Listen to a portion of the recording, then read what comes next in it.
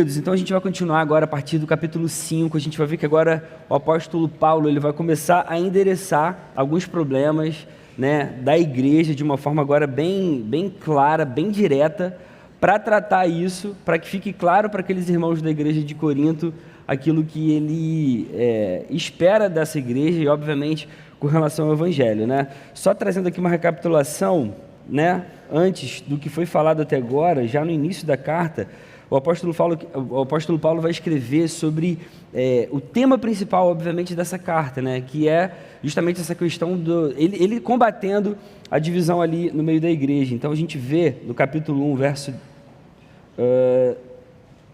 verso 10 mesmo, que ele vai dizer: irmãos, pelo nome de nosso Senhor Jesus Cristo, peço-lhes que todos estejam de acordo naquilo que falam e que não haja divisões entre vocês. Então, basicamente, o que está acontecendo nessa igreja era terrível, eram divisões a respeito de pensamentos, de doutrinas, e a gente vai ver que, pelo fato desses irmãos estarem vivendo dessa forma carnal e infantil, vários desdobramentos dentro da igreja, com vários pecados que aqueles irmãos não estavam tratando ou não estavam levando a sério, e a gente vai ver o apóstolo Paulo endereçando, obviamente, e tratando cada um desses pecados aí. E aí, obviamente, o apóstolo Paulo, nesses primeiros capítulos aqui que João já trouxe, ele vai dizer justamente sobre o que deve unir esses irmãos, que é o evangelho de Jesus Cristo.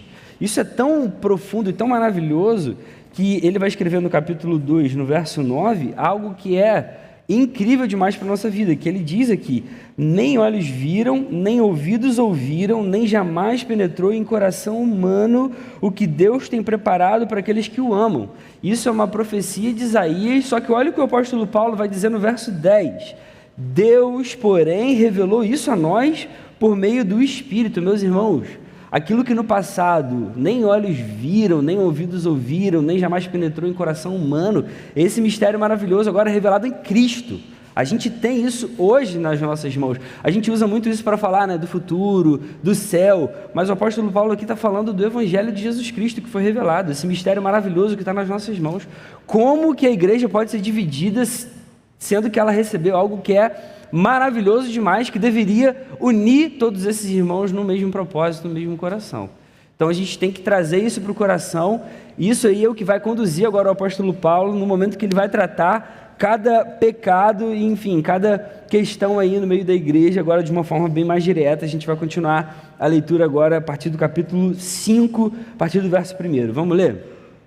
Então, capítulo 5, verso 1, o apóstolo Paulo então vai dizer: ouve-se por aí que entre vocês existe imoralidade, e imoralidade tal como não existe nem mesmo entre os gentios, isto é, que alguém se atreva a possuir a mulher de seu próprio pai. Olha que coisa impressionante, o tamanho do pecado que aquela igreja estava simplesmente deixando passar, estava meio que acobertando ou fazendo vista grossa. E o apóstolo Paulo vai falar de uma forma muito contundente contra esse tipo de coisa. Ele vai falar: olha, existe uma imoralidade entre vocês que a gente não vê nem nos pagãos acontecendo. Como que vocês deixam isso acontecer no meio de vocês? Não é para ser assim. E o apóstolo Paulo então vai tratar a respeito da disciplina eclesiástica, da disciplina dentro da igreja. Isso precisa ser algo que aconteça mesmo ali no meio deles. A gente vai ver que depois os reformadores vão falar a respeito das marcas de uma igreja saudável, 3 marcas que vão mostrar se uma igreja é mesmo saudável ou não, que é justamente a exposição das escrituras, a correta administração dos sacramentos na igreja e a disciplina eclesiástica. Uma igreja saudável precisa disciplinar o pecado, não como uma punição apenas para aquela pessoa que comete um pecado deliberado, mas para trazer essa pessoa de volta para Cristo. A gente vai ver isso de uma forma bem clara aqui agora na continuação daquilo que o apóstolo Paulo vai escrever para os seus irmãos. Então ele já começa falando: olha, existe esse pecado entre vocês, como que vocês não estão tratando isso, como que vocês ainda não endereçaram esse problema, algo que é pior do que a gente vê no meio dos pagãos. Isso precisa ensinar algo para nós hoje, meus irmãos. No povo de Deus, a gente precisa tratar o pecado como deve ser tratado. Significa que a gente nunca mais vai pecar? Não, mas a gente tem que dar a seriedade, obviamente, ao pecado, como é para ser visto, enfim, como a gente lê de acordo com a palavra de Deus, beleza? Então agora a partir do verso 2, o apóstolo Paulo vai dizer: e vocês andam cheios de orgulho, quando deveriam ter lamentado e tirado do meio de vocês quem fez uma coisa dessas. Eu, na verdade, ainda que fisicamente ausente, mas presente em espírito, ou seja, com meu coração aí com vocês, estando aí mesmo, minha mente está o tempo todo aí, meu espírito está aí com vocês, já sentenciei essa pessoa como se estivesse presente o autor de tal infâmia. Em nome de nosso Senhor Jesus, reunidos vocês e o meu espírito, com o poder de Jesus nosso Senhor, que esse tal seja entregue a Satanás para a destruição da carne, a fim de que o espírito seja salvo no dia do Senhor. Então o apóstolo Paulo, ele sabe desse pecado grave e ele está ensinando esses irmãos, olha só, já era para vocês terem tirado esse irmão aí da comunhão de vocês, beleza? É alguém que está em pecado deliberado, alguém que está se deitando com a esposa do pai, obviamente não deveria ser a própria mãe dele, né? Deveria ser uma outra esposa do pai dele, não a sua mãe, e ele se deitando com essa mulher, a igreja sabia, ou seja, era uma coisa lá que as pessoas conheciam, né? Que era evidente, tanto que o apóstolo Paulo escreve essa carta e depois a igreja toda vai ler, então todo mundo já conhecia esse cenário aqui. O apóstolo Paulo está falando, olha só, vocês agora entreguem a Satanás.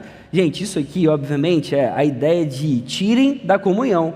Uma pessoa que está em pecado deliberado, que sabe que está em pecado e continua nessa prática, é alguém que já não está mais em comunhão com o Senhor. Essa pessoa já não anda nos caminhos do Senhor. E aí a gente vai ver aqui esse princípio da disciplina, que é o seguinte: a gente não vai fazer, a gente não vai dar esse tratamento para o pecado para simplesmente punir aquela pessoa ou para que ela desculpa a expressão, mas para que ela se ferre, né? Ó, entrega para Satanás aí, deixa então agora ele se ferrar aí. Não, a ideia é justamente para essa aqui, ó, para que em algum momento, se Deus permitir, essa pessoa seja salva lá no dia do Senhor. Então é melhor que você entregue essa pessoa a Satanás, deixe Satanás fazer o que quiser com a vida dessa pessoa, que ela viva de acordo com o prazer lá do seu próprio coração, para que em algum momento, se Deus assim permitir, essa pessoa pelo menos venha a conhecer de fato o Senhor, venha se dobrar, se arrepender de fato, para que ela ainda seja salva.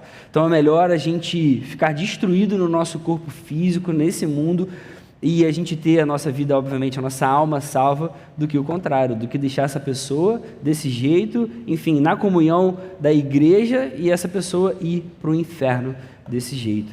Irmãos, a disciplina serve para isso, para que a pessoa se arrependa do seu pecado. Então é melhor que Satanás moa essa pessoa perceba a gravidade do seu pecado, do que ela viva, enfim, de qualquer jeito, de qualquer maneira ali, mantendo aquele pecado no seu coração, mas vá tranquilamente para o inferno.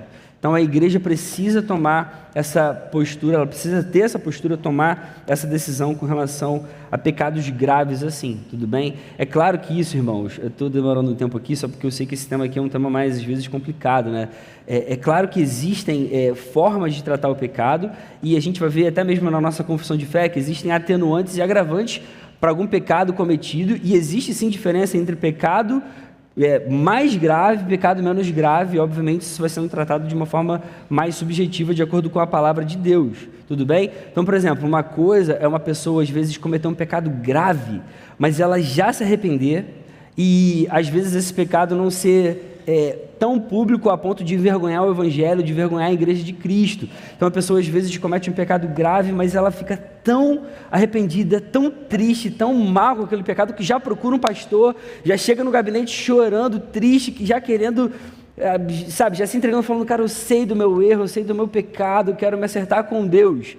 Então a gente já vai ver que às vezes isso, enfim, esse tipo de reação vai exigir um certo tipo de tratamento, diferente de outros, que parece ser o caso desse aqui de Corinto, que a pessoa não está nem aí, peca ali, enfia o pé na jaca mesmo, envergonha o Evangelho, envergonha a igreja de Cristo e quer continuar vivendo ali como se nada estivesse acontecendo. Casos assim é para a igreja tratar de uma forma mais acentuada mesmo, mais firme. Olha só, você não é irmão em Cristo, você está em pecado, você não reconhece isso. Enfim, a gente vai ver o que o apóstolo Paulo vai continuar falando aqui na sequência. Eu só falei coisas que são importantes para a nossa vida aqui, para a gente entender o que ele está querendo dizer aqui, tá?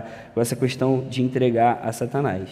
Aí o apóstolo Paulo vai falar, olha, não é bom esse orgulho que vocês têm, né? O Paulo está falando assim, ó, vocês têm esse orgulho, a gente viu, né, até então, João explicando isso aqui, eles estavam querendo se orgulhar, ou da eloquência, ou de quem eles eram, enfim, olha, eu fui batizado pelo apóstolo Paulo, eu sou de Apolo, porque Apolo é mais eloquente e tudo mais. Cara, vocês estão cheios de orgulho, vocês não estão vendo o que está acontecendo no meio de vocês? Vocês estão deixando esse pecado passar? E Paulo vai falar isso, não é bom esse orgulho que vocês têm.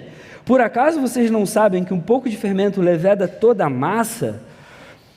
Joguem fora o velho fermento para que vocês sejam nova massa, como de fato já são, sem fermento, pois também Cristo, nosso Cordeiro Pascal, foi sacrificado. Por isso celebremos a festa não com o velho fermento. Isso aqui ele está falando daquela festa da celebração da Páscoa, né? Não com o velho fermento, nem com o fermento do mal e da maldade, mas com o pão sem fermento, o pão da sinceridade e da verdade. É para os filhos de Deus, é para a igreja de Deus viver dessa forma, em verdade, em pureza, sem o fermento, sem aquilo que fere a nossa vida com Deus, sem deixar o pecado tomar conta do nosso coração. Aí no verso 9 ele vai continuar. Na outra carta já escrevi a vocês que não se associassem com os impuros. Essa carta que o João falou, né, mais cedo aqui, que se perdeu, a gente não sabe que carta é essa, a gente tem essa aqui primeira aos Coríntios, mas não foi a primeira carta que Paulo escreveu àqueles irmãos. Então ele já tinha falado, já escrevi a vocês que não se associassem com os impuros. Refiro-me com isto, não propriamente aos impuros deste mundo, aos avarentos, ladrões ou idólatras, pois neste caso vocês teriam que sair do mundo.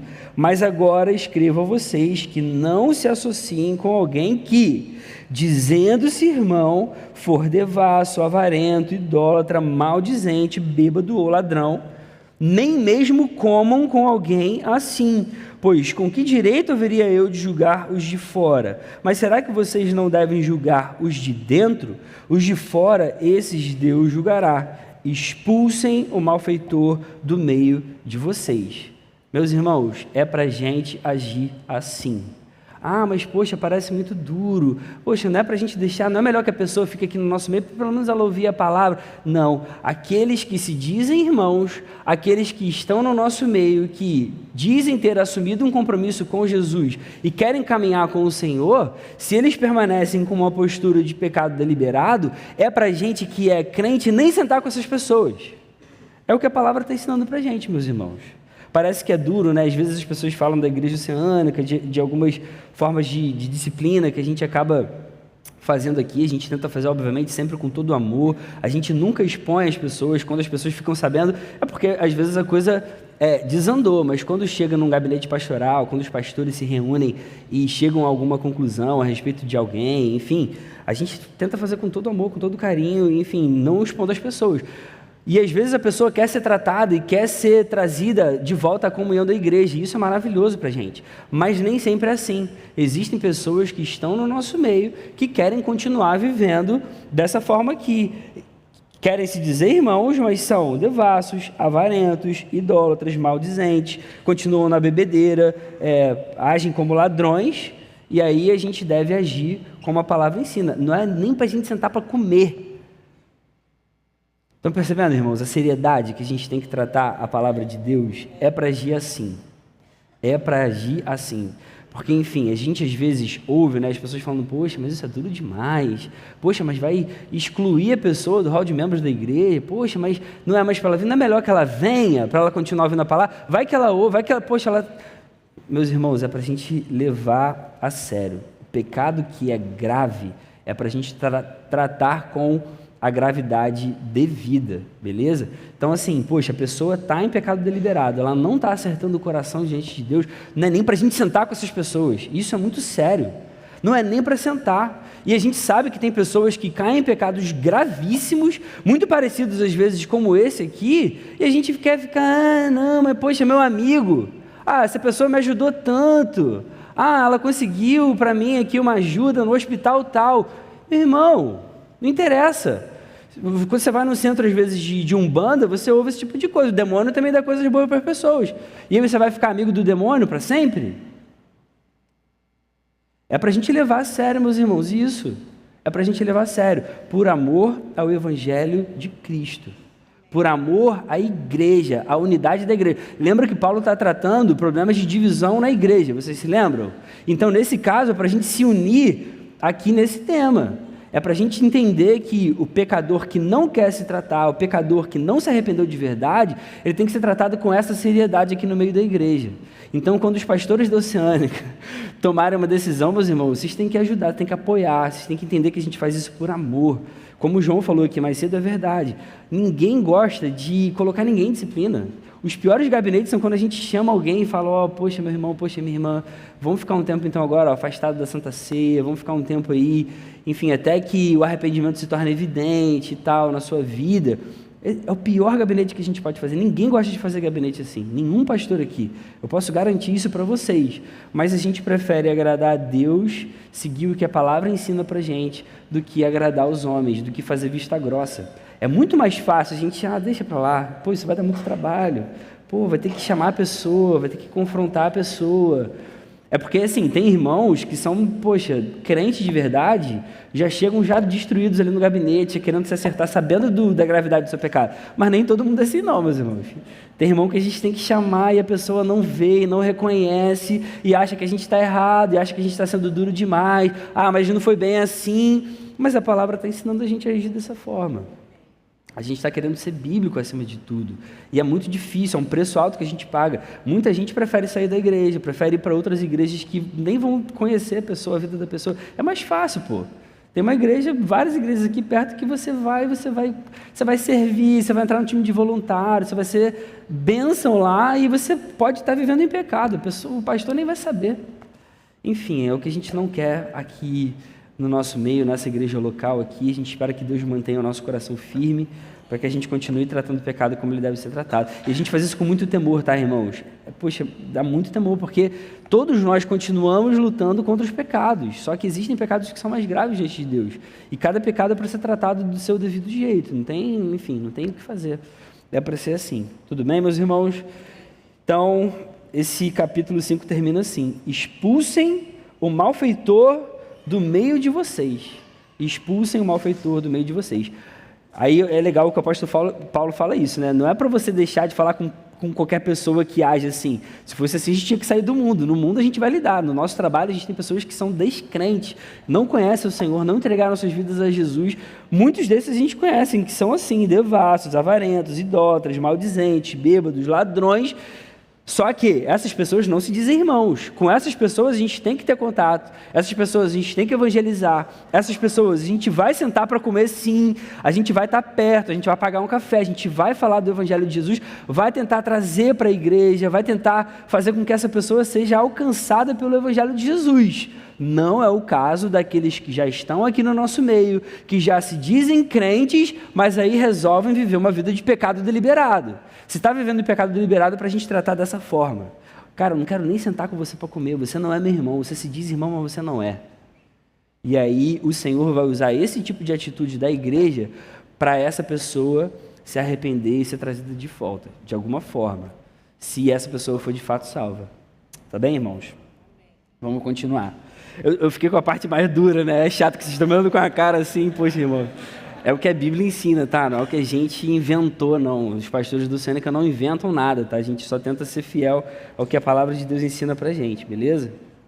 Então vamos lá. Aí capítulo 6.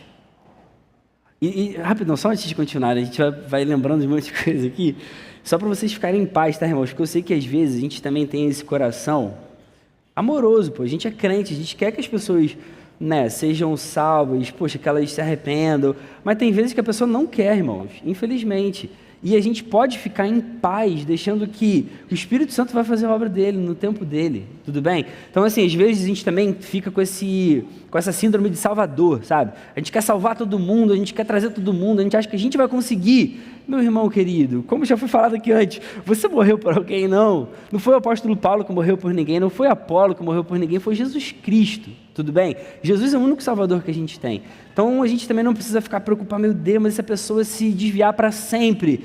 Meus irmãos, está nas mãos do Senhor. Cabe ao Senhor trazer de volta quem Ele quer trazer de volta. O Espírito Santo vai tocar no coração de quem precisar ser tocado, tudo bem?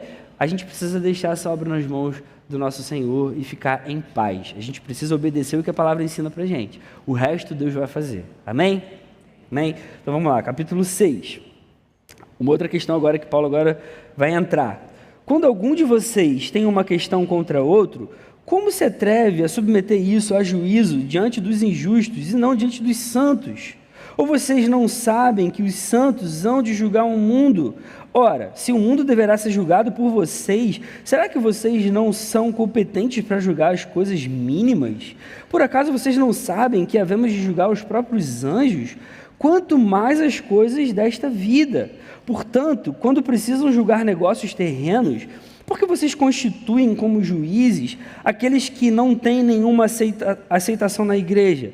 Digo isso para vergonha de vocês. Será que não existe nem ao menos um sábio entre vocês que possa julgar entre seus irmãos? Mas um irmão vai a juízo contra outro irmão, e isso diante de não crentes. Vocês perceberam o que o apóstolo Paulo está falando aqui? Deixa eu falar algumas coisas aqui, que tem muita coisa interessante para a gente, e para a gente prestar atenção aqui. Primeiro, olha aí o verso 2 e o 3 que o apóstolo Paulo vai falar. Vocês não sabem que os santos hão de julgar o mundo? Né? O apóstolo Paulo está falando ali de irmãos que têm problemas entre eles e estão levando isso no tribunal humano, tudo bem? Com juízes humanos que não conhecem o Senhor e não estão dentro da igreja. Só que o apóstolo Paulo antes, no capítulo 4, tinha falado uma coisa interessante assim, que talvez você pense assim, mas ele está se contradizendo. Olha o capítulo 4, volta um pouco aí comigo, no verso 4. Capítulo 4, verso 4. O apóstolo Paulo vai dizer assim, porque a consciência não me acusa de nada, mas nem por isso me dou por justificado, pois quem me julga é o Senhor. Portanto, não julguem nada antes do tempo até que venha o Senhor, o qual não somente trará a plena luz as coisas ocultas das trevas, mas também manifestará os desígnios dos corações. E então cada um de vocês, obviamente, receberá o seu louvor da parte de Deus. O apóstolo Paulo falou, olha só, não julguem antes do tempo, não é para vocês ficarem julgando. Antes ele vai dizer também, eu não estou nem aí se eu estou sendo julgado por vocês ou por um tribunal humano. Aí agora no capítulo 6 ele vai falar, vocês não podem julgar a causa entre vocês? Irmãos, ele está falando aqui obviamente de dois julgamentos diferentes. Aqui antes ele estava tratando daquela questão do orgulho daqueles irmãos, de quem eles eram, eu sou de Paulo, sou de Apolo e tal, e eles estavam se achando superiores uns aos outros. Vocês se lembram, o João estava explicando isso. Esse tipo de coisa não cabe a vocês. E aí ele vai falar aqui no finalzinho do verso 5, cada um vai receber o seu louvor da parte de Deus, tudo bem? Aquilo que você faz, aquilo que você entrega para Deus, aquilo que você sente a respeito de vocês, cara, para de ficar falando entre vocês aí, não esse tipo de coisa vocês têm que julgar. O que vocês têm que julgar? Esse tipo de coisa aqui, Tem um irmão contra o outro irmão, aí sim vocês têm que entrar, não tem um sábio entre vocês? Como assim, cara? João tem um problema com o irmão dele, com o Clovinho, aí ele vai levar para um juiz, não tem ninguém entre vocês que pode chamar os dois aqui e ajudar nessa questão? Vamos lá, me explica aí, João, a sua parte, explica aí, Clovinho, a sua parte. Então acho que isso aqui, vamos acertar isso aqui, pronto. Pelo amor de Deus, como assim? Como que irmãos da mesma igreja entram num tribunal humano para julgarem uma causa entre eles? E aí é interessante aqui, né? Antes eles estavam achando que eram super sábios. O apóstolo vai falar, vocês se acham super sábios, não tem um sábio entre vocês para julgar uma causa? Como que vai ter litígio entre vocês? Como assim, meus irmãos? Um irmão está devendo dinheiro para outro irmão, aí vai na justiça cobrar isso, como assim? Vocês não podem sentar entre vocês? Aí só que o apóstolo Paulo vai aprofundar, tá? A gente vai continuar então a leitura aqui, e é importante a gente entender isso, mas é isso que ele está falando aqui, tratando agora com a igreja, tudo bem? E ele vai dizer justamente isso, cara, olha só, vocês é que são crentes, estão diante do Senhor, vocês é que deveriam saber melhor do que o não crente. O não crente, ele não tem o temor de Deus, o não crente, ele não vai julgar com justiça, obviamente, né? Com a justiça de Deus, enfim, que foi dada a nós por meio do Evangelho. Aí vamos seguir aí no verso 7. O simples fato de vocês moverem ações uns contra os outros já é completa derrota para vocês. Por que não preferem sofrer a injustiça? Por que não preferem ficar com prejuízo? Mas vocês mesmos cometem injustiça e causam prejuízo, e isso aos próprios irmãos. Aí o apóstolo Paulo vai além, olha só de já existir injustiça entre vocês, de ter litígio entre vocês, já é uma vergonha. Vocês são crentes, meu irmão. Vocês são crentes. Como que vocês têm problema um com o outro assim? Como que um causa injustiça para o outro? Como que um pega o dinheiro e não devolve? Não deveria nem acontecer. Como que um fala mal, enfim, do outro? Como que um calunia o outro? Vocês são irmãos, era para vocês estarem andando juntos uma hora dessa. Não era para ter esse tipo de divisão entre vocês. Entende? É isso que ele está falando aqui. E aí ele vai além. Cara, beleza, ainda que haja uma injustiça, ainda que o irmão tenha feito alguma coisa ruim com você, por que você não sofreu injustiça? Você é crente. Fica você com a injustiça, fica você com a perda, aceita isso. Olha o que Jesus já te deu. Lembra, a gente já leu antes aqui, vocês são ricos em Cristo, vocês já receberam demais da parte de Deus. Cara, sofre essa injustiça, como que tu vai para tribunal contra o teu irmão que está aí no dia a dia com você, que está se reunindo frequentemente, vocês estão louvando a Deus semanalmente. Você vê, meus irmãos, essa igreja precisava muito ser tratada mesmo. Essa carta aqui foi necessária e ela ensina para a gente hoje. E a gente vê muitas coisas assim acontecendo hoje na nossa igreja também. E a gente precisa ler a Bíblia e entender, cara, o que Deus quer de mim, o que Deus espera de mim.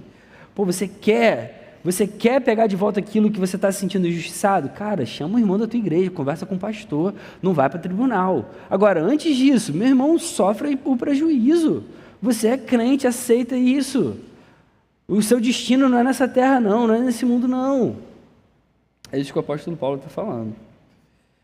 Completa derrota. É bizarro. Assim, a forma que ele usa aqui, né, é forte. Cara, isso é uma derrota para vocês. Porque vocês não preferem sofrer injustiça, porque não preferem ficar com prejuízo, mas vocês mesmos cometem injustiça e causam prejuízo e seus próprios irmãos. Vamos lá, verso 9. Ou vocês não sabem que os injustos não herdarão o reino de Deus? Não se enganem, nem imorais, nem idólatras, nem adúlteros, nem afeminados, nem homossexuais, nem ladrões, nem avarentos, nem bêbados, nem maldizentes, nem roubadores herdarão o reino de Deus. Alguns de vocês eram assim, mas vocês foram lavados, foram santificados, foram justificados no nome do Senhor Jesus Cristo e no Espírito do nosso Deus. O apóstolo Paulo está relembrando aqueles irmãos, olha só, vocês não sabem, cara, vocês já estão causando injustiça entre vocês aí. Isso não era nem para estar acontecendo, a ponto de vocês levarem para tribunal humano. Vocês não sabem que essa atitude é uma atitude de quem não vai para o céu, não vai herdar o reino de Deus? Cara, você que é crente, você que foi salvo por Jesus, foi alcançado pela graça, não era nem para você estar agindo dessa forma. E ele vai dizer, não se enganem, nem imorais, nem idólatras, nem adúlteros, nem afeminados, nem homossexuais, nem ladrões, nem avarentos, bêbados, maldizentes, roubadores, nenhum desses vai herdar o reino de Deus. Nenhum desses que pratica esses pecados e permanece na prática desses pecados de forma deliberada. Ninguém que vive como ímpio vai herdar o reino de Deus. Vocês já deveriam saber disso. E aí ele vai dizer, vocês foram lavados, foram santificados, foram justificados no nome do nosso Senhor Jesus Cristo, no Espírito do nosso Deus. Espera-se de vocês agora uma conduta diferente. Vocês foram transformados por Jesus. Olha o que Jesus já conquistou por cada um de vocês. Aquilo que antes os olhos não conseguiam imaginar, não tinham visto, o coração humano não tinha pensado, imaginado. Pô, isso foi dado a vocês por Jesus. Como é que vocês vão viver agora com práticas antigas? Tudo bem? Deixa eu só fazer um adendo aqui, que eu, pelo menos assim, acompanhando a internet, tem muito essa discussão com relação à questão do afeminados homossexuais, né? Tem muita gente, vocês lembram do Malacói, que vem daqui, que as pessoas falam, não, mas essa palavra não quer dizer isso e tal, porque a palavra homossexual surgiu de 2 séculos para cá, é nova, como que uma palavra de agora foi colocada na Bíblia, que foi escrita há 2000 anos atrás? Meus irmãos, é claro que quando você vai traduzir um texto, né, você opta por palavras que querem dizer aquilo que a palavra no original diz e, obviamente, você sempre vai utilizar... O Clavinho é o cara da manuscritologia, dos escritos. Depois você vai até perguntar para ele, tudo bem? Estou falando aqui com todo temor e com toda, enfim, reverência possível, mas é claro que você vai usar palavras que tenham a ver com o contexto atual. Se você pegasse uma Bíblia, talvez, de 500 anos atrás, ela ia usar outras palavras. Você pega uma tradução mais antiga, você já vai ver que eram outras palavras. Então, obviamente, o que o texto grego queria dizer é a prática homossexual, e isso é pecado diante de Deus, isso não vai mudar. Então, se você viu um vídeo na internet, a pessoa falando, mas não é isso, te enganaram, e tal, os pastores de hoje querem usar a Bíblia para homofobia, gente, não tem a ver com isso, a gente não está querendo ser homofóbico, a gente está falando de uma prática pecaminosa, um homem se deitando com outro homem, é o que o texto sagrado vai utilizar aqui, Tudo bem? Então isso é pecado. Era pecado há 2000 anos atrás, continua sendo pecado hoje, vai continuar sendo pecado. Isso está na palavra de Deus, tudo bem? Então só para tirar também qualquer crise aí do coração dos irmãos, se você já viu algum vídeo desses na internet, só para você não cair nessas bobeiras que as pessoas tentam, enfim, mudar. Para não ouvir também um Ed René da vida, que fica falando besteira, né? Que tem que atualizar a Bíblia e tal. Meus irmãos, não ouçam não. E eu também não tenho problema de falar nome não, tá, irmãos? Assim, eu falo... Não tem problema com isso não. Caio Fábio, Ed René, não ouçam essas pessoas, tudo bem? É tudo herege que quer mudar a Bíblia, que quer mudar, enfim, para atender a uma minoria chata, barulhenta, que quer empurrar coisas que estão aí para todo mundo, pelo amor de Deus. Tudo bem, irmãos? É para a gente se posicionar, para a gente ser firme com a palavra de Deus, tá? Vamos continuar então a leitura para eu conseguir. Eu estava falando para João, agora sou eu aqui. Vamos lá. Vamos continuar a leitura. Verso 12. Aí o apóstolo Paulo vai pegar aqui uma ideia que era muito comum lá em Corinto, tá? Dos coríntios, e aí vai trazer isso e vai bater nessa ideia. Então ele vai falar, repara que tem aspas, né? Todas as coisas me são lícitas, mas nem todas convêm, meu irmão. Todas as coisas me são lícitas, mas eu não me deixarei dominar por nenhuma delas. Ou seja, isso era um pensamento que aquela galera tinha. Agora eu sou livre, todas as coisas me são lícitas. O pessoal achava que era assim. O apóstolo Paulo vai falar, mas nem todas convêm. Você tem liberdade? Tem, mas nem tudo convém a você. Você agora é crente, você agora é um cara salvo em Jesus. Você foi comprado por alto preço, então espera-se de você uma conduta diferente, nova, porque agora você é do Senhor, tudo bem? Aí ele vai dizer no verso 13, os alimentos são para o estômago e o estômago existe para os alimentos, mas Deus destruirá tanto o estômago quanto os alimentos. Porém, o corpo não é para a imoralidade, mas para o Senhor e o Senhor para o corpo. Deus ressuscitou o Senhor e também nos ressuscitará pelo seu poder. Aí ele vai continuar, deixa eu falar rapidinho sobre isso aqui, mas ele vai continuar só para a gente entender o que ele está querendo dizer. Mas isso aqui é muito legal, essa analogia que ele vai dizer, né? O alimento é para o estômago é para o alimento. Existe uma função para cada uma dessas coisas que Deus criou, mas no fim Deus vai destruir tudo isso aí, certo? Isso vai ficar para trás, a gente depois vai viver a eternidade sem mais a necessidade disso. Só que ele vai falar agora com relação ao nosso corpo. Qual é o propósito do nosso corpo? Ele não é para a imoralidade, ele é para o Senhor. E no fim, ele não vai destruir completamente o nosso corpo, ele vai dar para a gente um novo corpo. O corpo tem uma função, irmãos, muito importante, tudo bem? O corpo é feito para a alma e Jesus, no fim de todas as coisas, vai nos ressuscitar. Na eternidade, a gente vai ter um corpo em carne e osso, tudo bem? Não como esse, com os efeitos do pecado, um corpo perfeito glorificado, mas o corpo, Deus tem um propósito muito especial para ele, tudo bem? É para a gente ter isso em mente, porque isso agora tem a ver com o que ele vai falar. O corpo é importante, só que o corpo ele não é feito para a imoralidade, o corpo é feito para o Senhor, é para a gente fugir desse tipo de coisa, tudo bem? Aí o verso 15, vocês não sabem que o corpo de cada um de vocês é membro de Cristo? E será que eu tomaria os membros de Cristo e os faria membros de uma prostituta? De modo nenhum. Ou não sabem que o homem que se une à prostituta forma um só corpo com ela? Porque, como se diz, os dois se tornarão uma só carne, mas aquele que se une ao Senhor é um só espírito com ele. Que problema o apóstolo Paulo agora está endereçando? Vocês se lembram, o João falou que existiam templos, né, para outras divindades e tinham muitas prostitutas cultuais naquele tempo.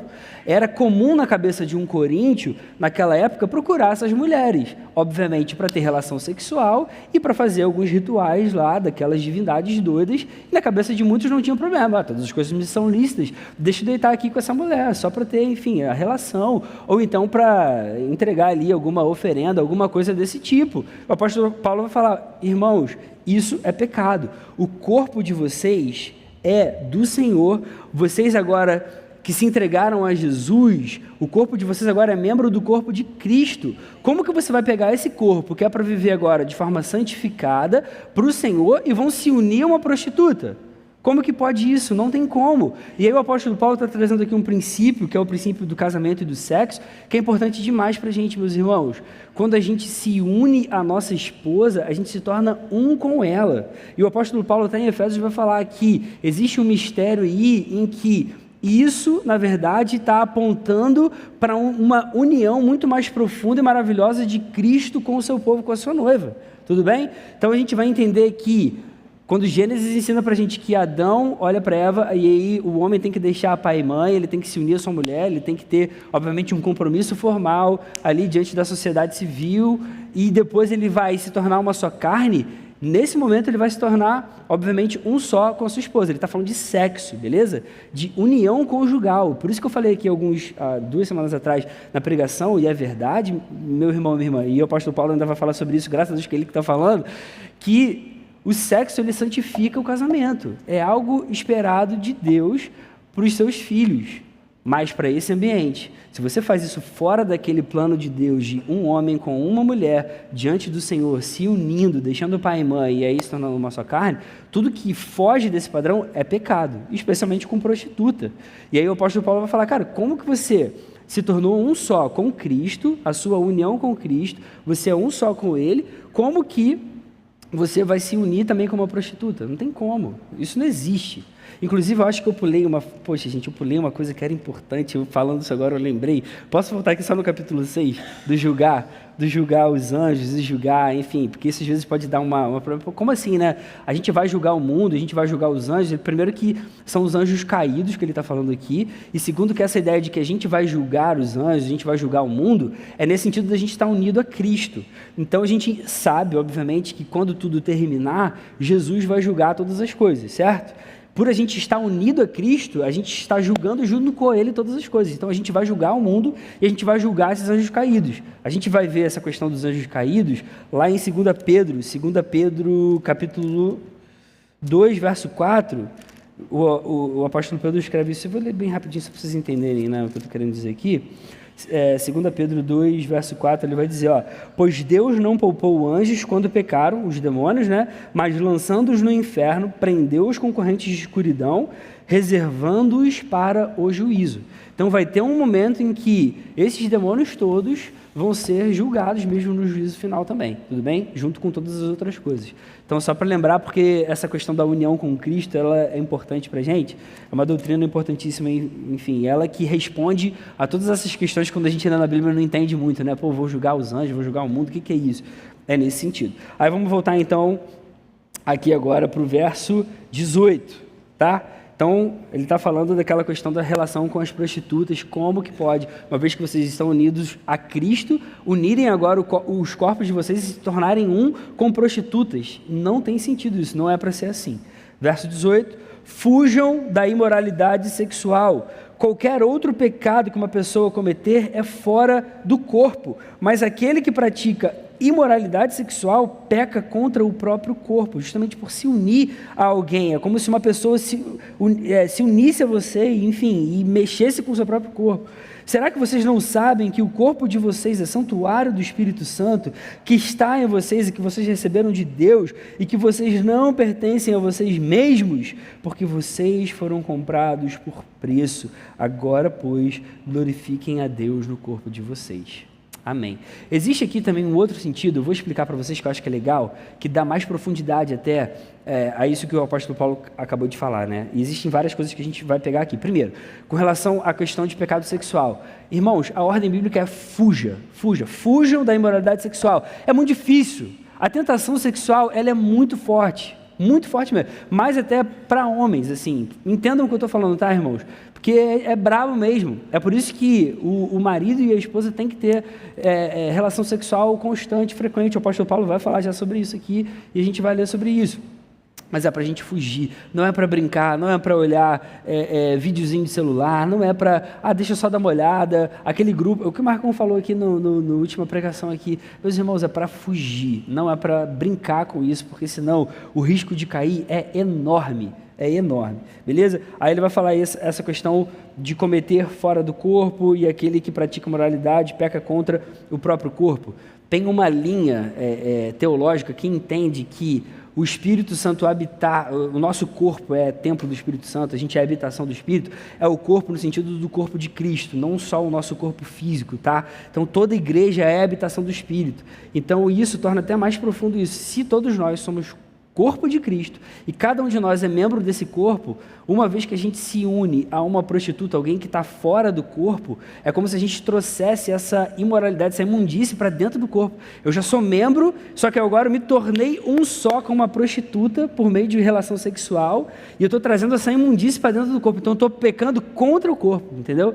Então a ideia é dessa ideia da unidade. O apóstolo Paulo está combatendo essa questão da divisão da igreja, lembra disso, né? Está querendo trazer a seriedade da unidade do corpo, da gente andar unidos num só espírito, numa só forma de pensar. E aí quando a gente então pratica um pecado, a gente também fere o corpo, não o nosso corpo individualmente falando, mas o corpo de Cristo. Essa ideia é importante para a gente entender, obviamente, o corpo como a igreja do Senhor. E como que as nossas ações, elas têm desdobramentos muito piores do que a gente poderia pensar. Se a gente estiver falando de pecado, né? Quando a gente faz uma coisa boa, elas têm desdobramentos muito melhores do que a gente poderia imaginar, no sentido de que toda a igreja é edificada. Mas quando a gente peca, se afasta do Senhor, principalmente no pecado sexual, em que a gente se torna um com alguém que não faz parte do corpo, com alguém que está longe do corpo, é pior ainda, porque a gente afeta o corpo de Cristo como um todo. Tudo bem? A igreja é afetada, a igreja é tomada por sujeira pecaminosa. Deu para entender a ideia? Então vamos continuar aí, capítulo 7. A partir do verso 1. Quanto ao que vocês me escreveram, é bom que o homem não toque em mulher. Digo que, por causa da imoralidade, cada homem tenha sua esposa e cada mulher tenha seu próprio marido. A imoralidade nesse sentido, irmãos, que a gente estava falando agora, de pessoas ali no meio daquela igreja acharem que era tranquilo se unir a prostitutas naquele tempo. Então, assim, por causa disso, cara, cada homem tem a sua esposa, cada esposa tem o seu marido. É para vocês fazerem isso entre vocês. E ele vai continuar agora essa ideia aqui. Irmãs e irmãos, prestem atenção, casados agora, tá? Capítulo 7, a partir do verso 3. Que o marido conceda à esposa o que lhe é devido, e também, de igual modo, a esposa ao seu marido. Vocês sabem o que lhe é devido, né, meus irmãos? É o sexo mesmo que ele está falando aqui, tá? Verso 4. A esposa não tem poder sobre o próprio corpo, e sim o marido. E também, de igual modo, o marido não tem poder sobre o próprio corpo, e sim a esposa. Isso aqui é legal, o apóstolo Paulo está aprofundando a ideia deles se tornarem um só. Então, a partir do momento que eu me torno um só, o meu corpo agora não é meu, é da minha esposa. Eu tenho que me esforçar, fazer o melhor que eu puder para que ela tenha prazer no momento de relação sexual e vice-versa. O corpo dela agora é para mim, beleza? É para a gente entender essa dinâmica do casamento diante dos olhos de Deus, tudo bem, meus irmãos?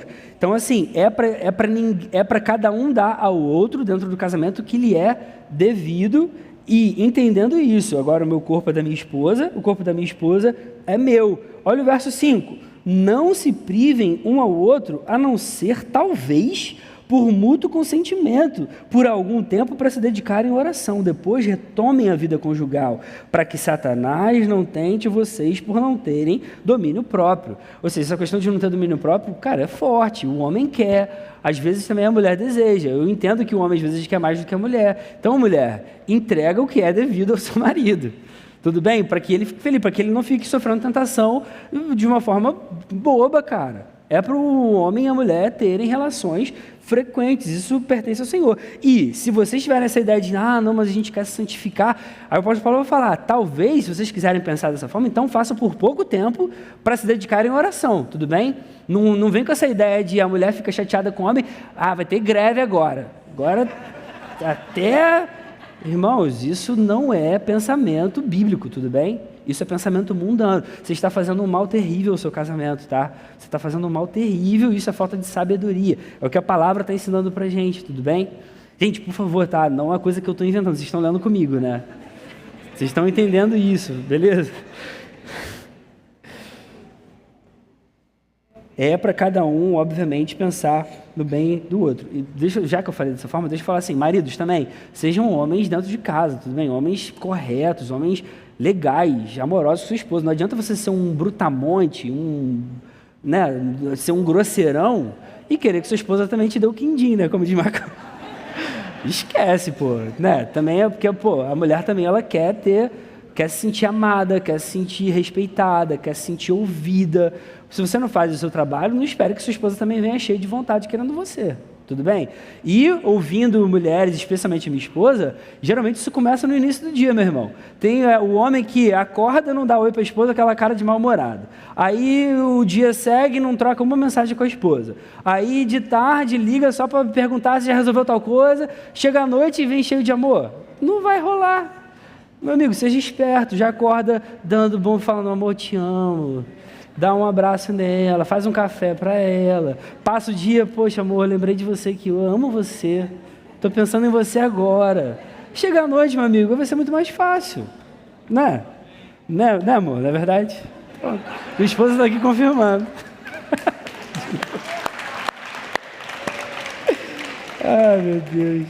Pior que quem ouve esse acha assim, nossa, lá deve ser facinho, né? Na casa dele, tudo é perfeito. Não, irmão, é muito mais fácil estar aqui e falar do que viver, tá? É muito mais difícil. Eu sou, né, amor? Sou difícil. Vamos lá. Eu só tô falando isso para desmistificar, tá, irmãos? Porque eu sei que, pô, a pessoa sobe aqui, fala, todo mundo, puxa lá, tá vendo? Aí a esposa cutuca, tá vendo? Você não faz isso. Ou o marido cutuca, tá vendo? Gente, subir aqui e falar é muito mais fácil, tá? Viver na prática é difícil, mas a gente tem que se esforçar para ser assim. É o que a Bíblia está ensinando pra gente, tá bom?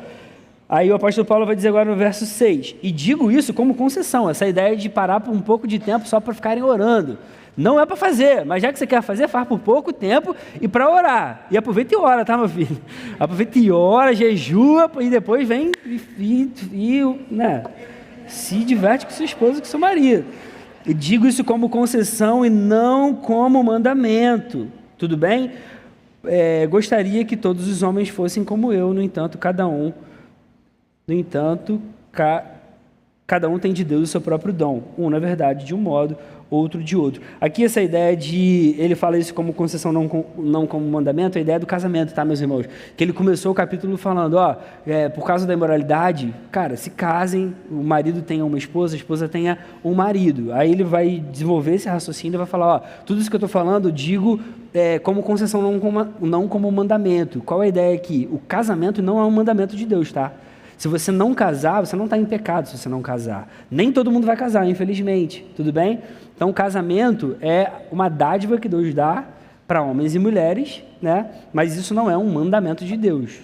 Beleza? Tipo assim, você tem que amar o seu irmão. Isso é um mandamento. Agora, você não tem que casar. Tudo bem? É isso que a Bíblia vai ensinar para a gente. A partir do verso 8 agora, vamos lá. Agora ele vai falar para solteiros e viúvas. E aos solteiros e às viúvas digo que lhes seria bom se permanecessem no estado em que também eu vivo. Mas se não conseguem se dominar, que se casem, porque é melhor casar do que arder em desejo. Aqui o solteiro deve ler e ficar assim, vai, né, Paulo, para com isso, meu irmão. Quero ficar solteiro, não. O apóstolo Paulo está falando, ou ele era solteiro, ou ele era viúvo, então ele vai dizer aos solteiros e às viúvas que seria bom que permanecessem no estado em que também eu vivo. Mas se não conseguem se dominar, que se casem, porque é melhor casar do que arder em desejos. Tudo bem, irmãos? E a ideia aqui também não é assim, vamos casar logo para fazer sexo, porque infelizmente no meio evangélico tem muito isso, né? Aí a pessoa quer casar de qualquer jeito só porque, já está lá se lambuzando, já está dando um monte de mole, vamos casar porque, senão a gente vai ficar pecando. Meus irmãos, não é para a gente casar por esse motivo, tudo bem? Mas se está vivendo uma relação assim o tempo todo, se case, se resolva para casar, ou termina a relação, né? Se estiver fazendo sexo fora do casamento, você está em pecado, meu irmão, minha irmã, tudo bem?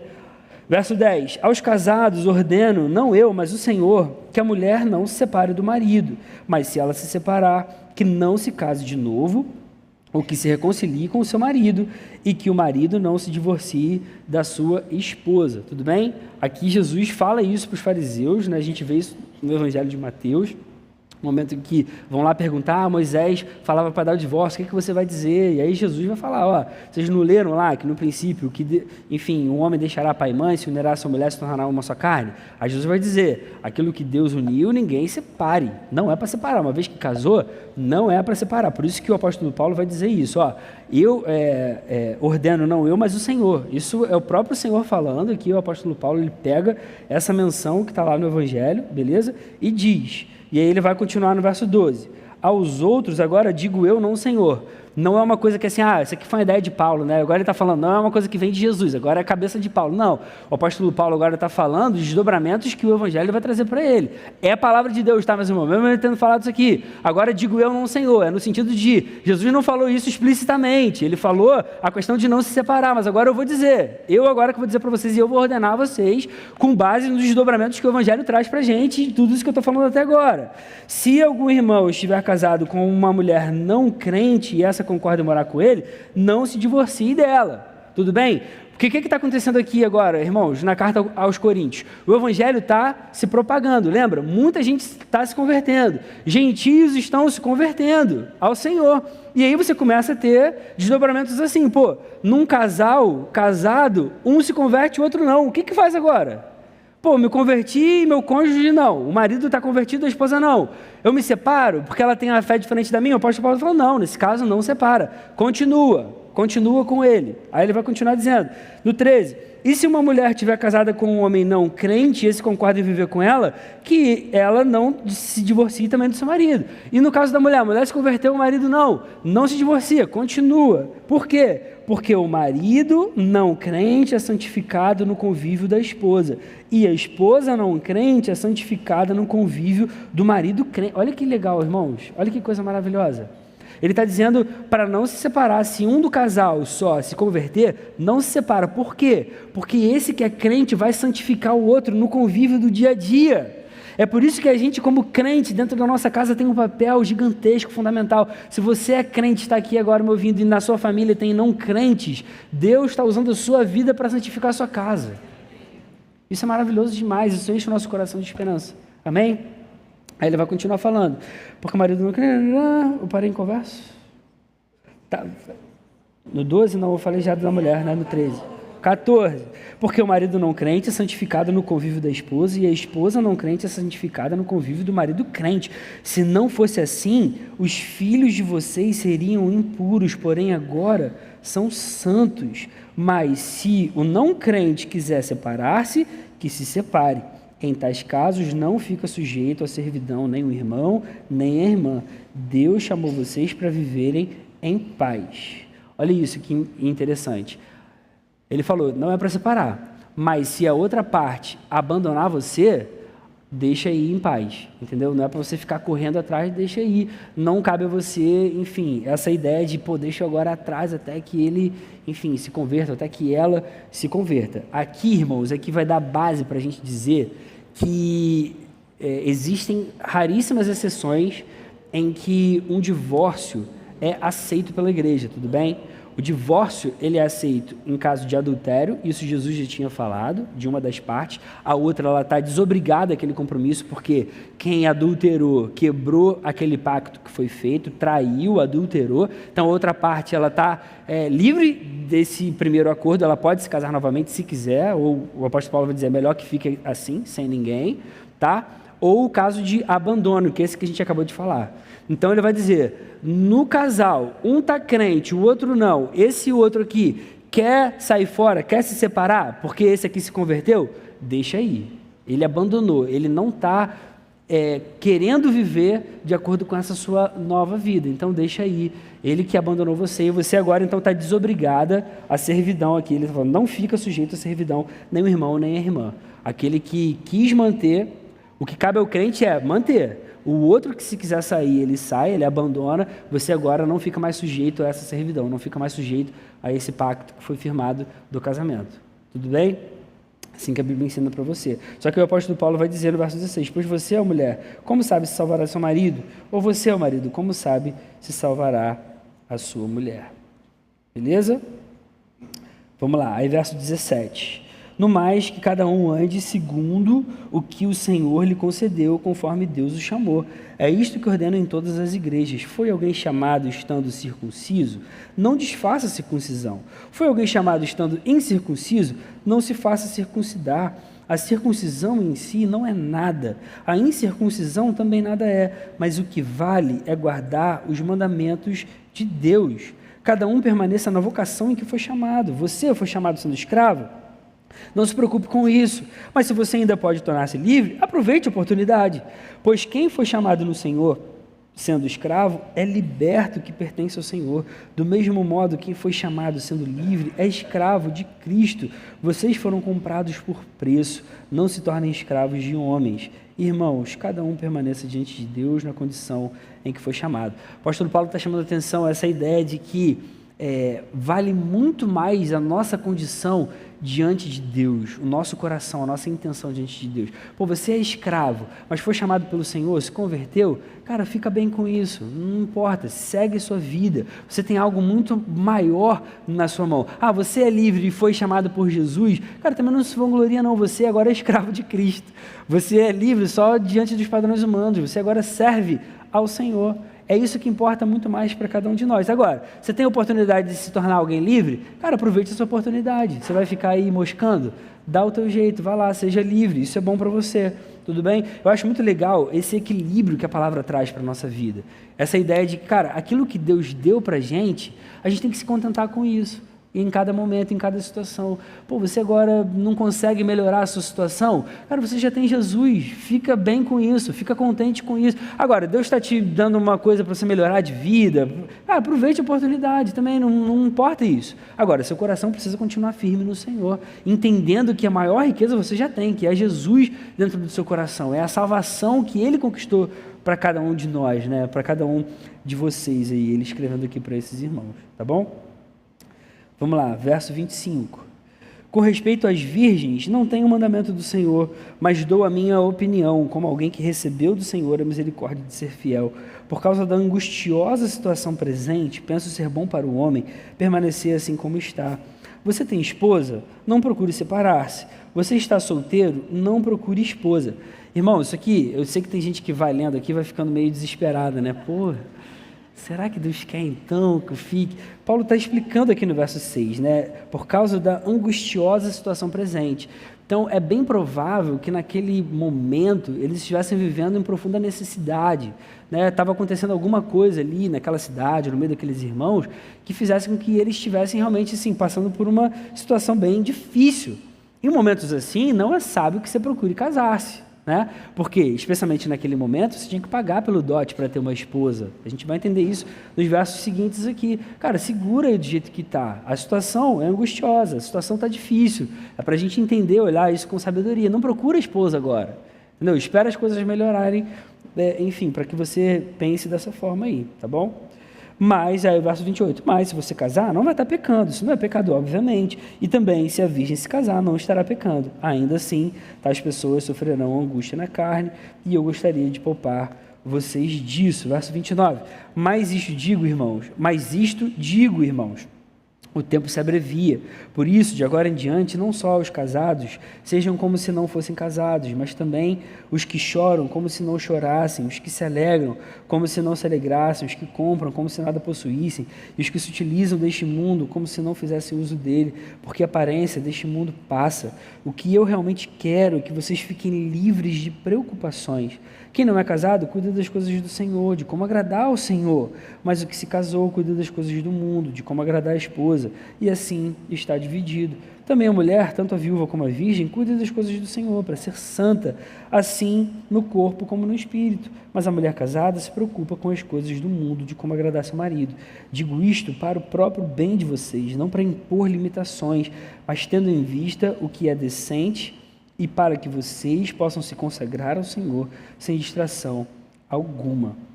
Isso aqui é importante para a gente. Então o apóstolo Paulo está dizendo por que ele acha que é melhor a virgem permanecer como está e quem ainda não se casou, não se casar por causa desse tempo presente. Primeiro porque existe ali uma escassez, uma necessidade acontecendo, e também porque, obviamente, você vai se entregar muito mais às coisas do Senhor. Isso é uma coisa óbvia. Se você não é casado, se você não é casada, olhe para os nossos jovens, né? Para os adolescentes e jovens aqui da igreja. Pô, eles servem muito mais, eles têm muito mais tempo para dedicar ao Senhor, para estudar a palavra, para ler, deveria ser assim pelo menos, né? Para ler mais a palavra de Deus, para fazer as coisas para a glória de Deus. E deve ser assim, né? De uma forma, obviamente, lógica, você tem muito mais tempo para servir o Senhor, para se dedicar ao Senhor. Então permaneça como está, não precisa de pressa para esse tipo de coisa, né? Não precisa se angustiar. No tempo certo você pensa nessas coisas, Tudo bem? E aí, verso 36. Mas, se alguém julga que trata de modo impróprio a sua virgem, a ideia dos pais, tá? A sua virgem, você tem uma virgem em casa, se você está tratando ela de forma imprópria, se ela tiver passado a flor da idade, se as circunstâncias o exigem, faça o que quiser, não peca, que case. Contudo, aquele que está firme em seu coração e não se sente obrigado, mas tem domínio sobre a própria vontade e resolveu em seu coração conservar virgem a jovem, fará bem. Adia o casamento, se for necessário. Por isso, quem casa com a sua virgem faz bem, quem não casa faz melhor. Aí o solteiro está assim, misericórdia, não vou dizer amém aqui não. Mas ele está falando, obviamente, do ponto de vista de você servir o Senhor, de você se entregar mais às coisas de Deus, para a glória de Deus, tá? Verso 39, a mulher está ligada ao seu marido enquanto ele viver, mas se o marido morrer, ela fica livre para casar com quem quiser, mas somente no Senhor. Aí ele está dizendo assim, ó, agora que você já é crente, se o seu marido morrer e você quer casar de novo, não procura um descrente não, somente no Senhor, procura um crente se você quiser casar. Só que ele vai dizer, porém, ela será mais feliz se permanecer viúva, segundo a minha opinião, e penso que também eu tenho o Espírito de Deus. Tudo bem? Você está viúva? Permaneça assim, minha irmã, é melhor para você.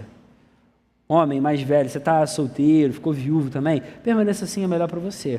Quer casar? Você não vai estar pecando, mas faça isso no Senhor. Procura alguém crente para seguir, e seja alguém crente também, para que esse casamento dure. E, enfim, isso tem que ensinar esse tipo de coisa para a gente, tá? E aqui também mostra uma outra coisa para a gente, meus irmãos. O laço do casamento matrimonial, ele não é eterno, tá? Ele é enquanto os dois estiverem vivos. É até que a morte os separe. Tudo bem? Pode ser que na eternidade a gente se veja, a gente se reconheça, mas lá não vai ter mais o laço, o pacto que foi firmado aqui nesse mundo caído. Tudo bem? Aí vamos só ler agora o 8 e a gente consegue encerrar dentro do tempo. Vamos lá. Capítulo 8, verso 1.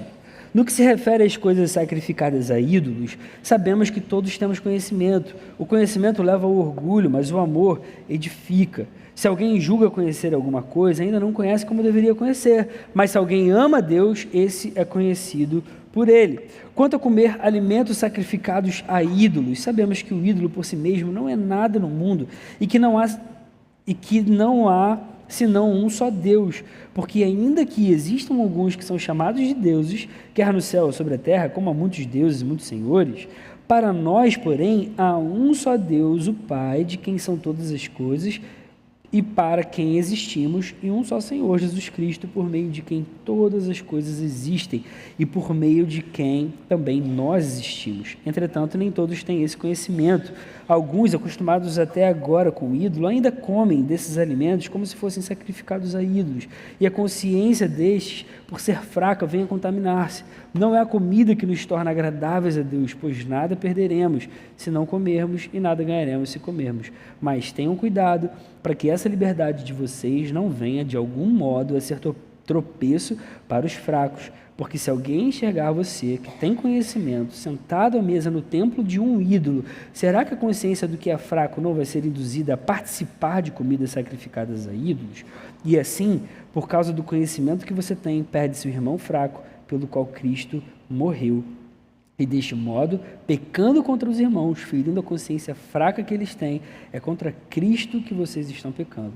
E por isso, se a comida serve de escândalo ao meu irmão, nunca mais comerei carne, para que não venha escandalizá-lo. O que o apóstolo Paulo está tratando aqui? Naquele tempo, né, existiam comidas que eram sacrificadas a ídolos, e depois que aconteciam lá os rituais, esses alimentos eles eram vendidos de uma forma mais barata. E aqueles irmãos compravam os alimentos, às vezes até comiam dentro lá da... É meio doido, né, imaginar isso. Imagina você indo num lugar que você sabe, pô, isso aqui foi... Esse frango aqui, ó, foi feito para macumba, mas agora já passou o ritual. Quer comer esse franguinho aqui? O apóstolo Paulo está falando, gente, não vai fazer nada com a gente isso. Não vai acontecer nada com a tua vida, não vai acontecer nada com a minha vida. O que é o Deus? Não existe nenhum outro Deus, só há um Deus. O ídolo nada é. É muito boa essa forma que o apóstolo Paulo escreve aqui.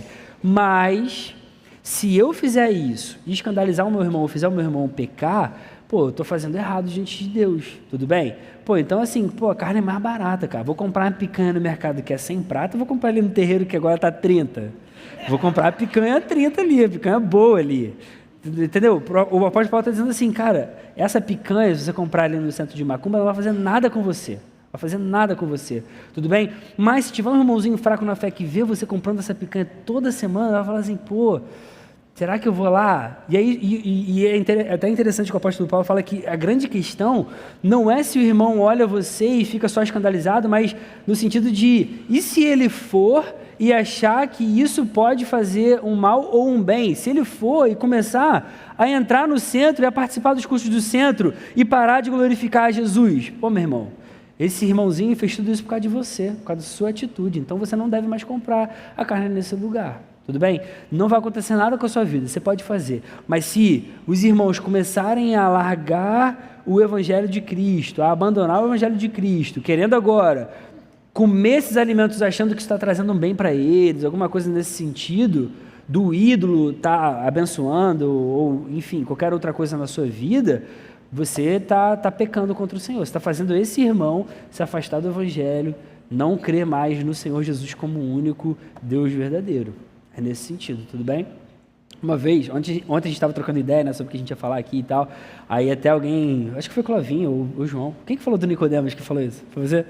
Aí o Nicodemos até fala uma vez, cara, se você às vezes está na fome e tal, e tem ali um frango ali na encruzilhada de um trabalho de macumba que foi feito, você está com fome, não tem o menor problema você comer. Não tem problema, não vai fazer nada com você, não vai fazer nada na sua vida. E eu concordo com essa visão, tá, irmãos? A gente concorda com isso. Assim, espiritualmente falando, não vai mudar em nada. A gente não deve fazer porque deve estar sujo, né? Deve estar podre aquele troço. Imagina um frango já há dias ali, só se estiver mesmo assim, faminto, está passando fome, não vai mudar em nada a sua vida. Agora, se o fato de eu ir lá comer, o irmãozinho ver e falar assim, pô, de repente aquele alimento é legal, hein? Deixa eu ir lá naquele centro para ver se esse trabalho realmente vai funcionar. E aí, por causa disso, a pessoa começa a ficar com a mente dividida e tal. E isso é pecado. E aí foi você que fez o seu irmãozinho cair nisso. Então, a gente tem que tomar cuidado com o nosso testemunho na nossa vida, no nosso dia a dia. Tudo bem? Então, pelos nossos irmãos, a gente deve evitar fazer esse tipo de coisa. É claro que eu trouxe aqui o exemplo da macumba, que fica mais fácil da gente ilustrar, né? Entender o que estava acontecendo aqui. Mas a gente consegue, irmãos, aplicar isso de várias outras formas, tá? A gente consegue aplicar esse princípio que o apóstolo Paulo escreveu aqui de diversas maneiras. Então, por exemplo, deixa eu pensar aqui num exemplo, né? Eu vou, de repente, num lugar, uso uma roupa, sei lá, com um escrito. Eu gosto de rock. Aí uso lá uma roupa do Metallica, sei lá. Aí tem uma música do Metallica, eu não conheço as músicas do Metallica, mas aí eu estou usando lá, eu amo rock, pô, isso não muda em nada a minha vida, eu ouço o cara, eu gosto do som dos caras e tal. Aí um irmãozinho está chegando agora na igreja, acabou de se converter, eu falei, ia lá, o pastor gosta de Metallica, eu vou ouvir Metallica. Aí o moleque começa a entrar, a ver as letras, e olha o que o Metallica fala, cara. Metallica fala que a vida não é bem assim e tal, e não existe esse negócio de Deus, todo mundo foi enganado. Aí o meu irmãozinho fraco começa a ser contaminado pelo conteúdo que o Metallica está cantando. Isso é um desdobramento prático do que a gente está vendo aqui. Eu estou pecando se eu fizer o meu irmãozinho fraco e ouvir o Metallica e começar a se desviar da fé, porque ele viu eu usando uma camisa, ele me viu usando uma camisa do Metallica, entendeu? É mais ou menos essa a ideia. Por exemplo, os adventistas, a gente entende que o adventismo do sétimo dia é uma seita, tudo bem? É uma seita. Não são irmãos nossos na fé, não são, tá? Aí, um músico adventista toca muito, tem uma música linda que, cara, fala toda de Jesus. Não teria problema a gente chegar aqui na igreja e tocar a música do cara. Se ela fala de Jesus, a verdade, meus irmãos, a verdade de Deus em qualquer lugar, beleza? Então eu chego aqui e canto de Jesus a música do cara. A gente poderia fazer isso. Por que a gente não faz aqui? Porque a gente não quer que nenhum irmão nosso comece a ouvir a música do adventista. Ah, pô, que música bonita. Então deixa eu agora ouvir o Rodrigo Silva, que é adventista. Aí começa a ouvir, daqui a pouco você está dividido. Aí daqui a pouco você começa a achar que, não é bem assim, aquilo que os pastores lá na igreja me explicam não é tão assim. Olha o que o Rodrigo Silva fala. O João estava falando dos youtubers, né? Eu estou aqui já dando nomes aos bois, né? O que o Rodrigo Silva fala aqui, e tal, sei que, pô, não concordo. Estou fazendo meu irmão pecar, se desviar da fé, da forma como a gente entende, como a gente, enfim, gostaria que ele entendesse a sã doutrina. Deu para entender, gente? A gente consegue aplicar esse princípio aqui a várias áreas, em vários aspectos também da vida, tá? Então é para a gente estar ligado nisso. Se o que eu faço no meu dia a dia, tendo uma consciência tranquila, sabendo que aquilo não vai me afetar, não vai mudar minha relação com Deus, tudo bem, você pode fazer. Faz na sua casa, faz dentro do... Pô, uma coisa que a gente falou recente, bebida alcoólica. Poxa, na minha casa eu tomo um vinho, eu gosto muito de tomar vinho. Cara, eu só tomo dentro da minha casa. Ou às vezes... Raramente, quando eu consigo um vale night com a minha esposa, a gente vai no restaurante, eu olho, eu vejo se tem gente da igreja, pô, acho que eu vou pedir um vinho aqui, aí eu peço. só assim, mas, cara, eu vejo, eu tenho todo cuidado para não escandalizar, mas eu evito muito, só dentro da minha casa. O Clavinho uma vez já falou aqui de púlpito, ele optou por não tomar, glória a Deus, cada um tem a sua consciência diante do Senhor. Não quero escandalizar, eu sei que tem irmãos meus que lutam contra o alcoolismo, por que eu vou ficar tomando na frente do irmão meu que luta contra isso? É um outro desdobramento desse mesmo princípio, tá, irmãos? Então, assim, eu tenho que ter uma conduta exemplar diante do Senhor, ou me esforçar para ter uma conduta exemplar diante do Senhor, para que eu não faça o meu irmão mais fraco na fé cair. Tudo bem? É isso que a palavra de Deus está ensinando para a gente. Eu estou feliz que eu consegui terminar faltando 4 minutos. E aí a gente faz então uma oração e vai para o almoço. Tá bom, irmãos? Senhor, muito obrigado pela sua palavra mais uma vez, pelo que a gente pode ler, aprender com ela. Obrigado por esses princípios, Senhor, pelo que o Senhor nos ensina. Apesar da gente ver, Senhor, essa igreja aqui com tantas falhas, era uma igreja que o Senhor amava, você, Jesus, morreu por ela. E se a gente olhar hoje para a nossa vida, a gente vê que a gente não é muito diferente, Senhor. A gente tem um monte de coisa no nosso coração que ainda precisa ser tratada. Então, Senhor, continua tratando, dá para a gente um coração que teme o Senhor, que ama o Senhor, que a gente consiga viver de forma santa para a sua glória e que a sua igreja permaneça unida num só espírito, no mesmo coração, no mesmo pensamento, para que o Senhor seja glorificado. Senhor, eu oro assim no nome de Jesus. Amém. Amém.